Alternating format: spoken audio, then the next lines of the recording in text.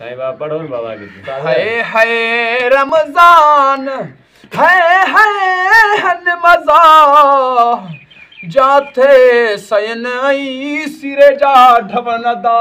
वाह साईं वाह वाह उस्ताद वाह। रमजान में रोज़े सयूं आई सिरा जे न मिलन मुश्किल ढव कयूं अदा। बुधो मोमिनो आ सयन जी कई सदा मसलो ना है को मसलो ना उस्ताद जे न खराई तो पुजदव अल्लाह। मिठो मोह मिठी बूंदी जिलेबी संगर बर्फी खरायो दुआ कयूं हींअर। अदा मोमिनो ख़बर ॿुधो हिकिड़ी चार छेले जो गोश्त खाराईंदो रब कंदो बेड़ा पार। का ॿी शइ असांखे न वणे थी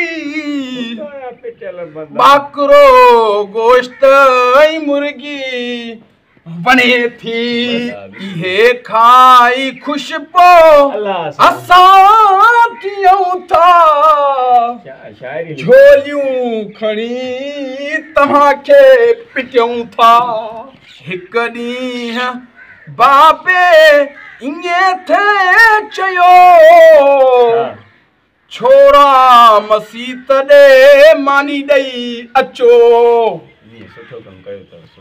ॾिठोसीं दग सां सुठो ताम हो उन्हे महल उनखे हज़म थी कयो।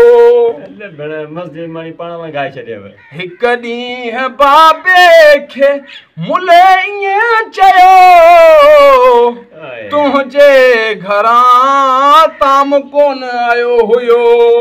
बाबे मुले खे ॾिनो ही जवाब रस्ते में छोरा खाई विया कबाब। वाह सही वाह। मुले जॾहिं मानियूं थे पे गणियूं सव मूं ॿ मानियूं खुटल हुयूं।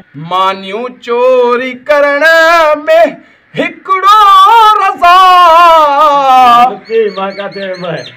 ऐं फरहान शरीक हुया। वाह उस्ताद वाह ताड़ी वाह ताड़ी। बाबा मां तव्हांखे ॿुधायो वाह सही आहे शुक्र आहे तव्हां मुंहिंजी तारीफ़ कई आहे। ॿुधाई आयासरो सामे साईं गंज जो बंद कर अरे